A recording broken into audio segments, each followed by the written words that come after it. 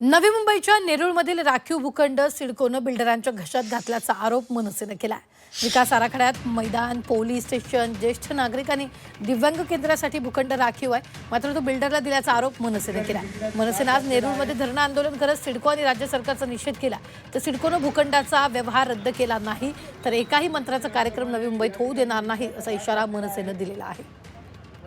राज्य सरकारने जो विकास आराखडा नवी मुंबई महानगरपालिकेचा मंजूर केलाय, तरी सुद्धा त्याचं ऑक्शन होऊन गामी नावाच्या बिल्डरला हा 5 एकरचा भूखंड 1500 कोटी रुपयात विकण्यात आलेला आहे। इथे आमदार बोलत नाही, मंत्री बोलत नाही, इथले आजी माजी नगरसेवक बोलत नाही, मात्र महाराष्ट्र नवनिर्माण सेना म्हणून हा भूखंड कुठल्याही परिस्थितीत या बकासुराच्या घशात आम्ही जाऊ देणार नाही आहोत।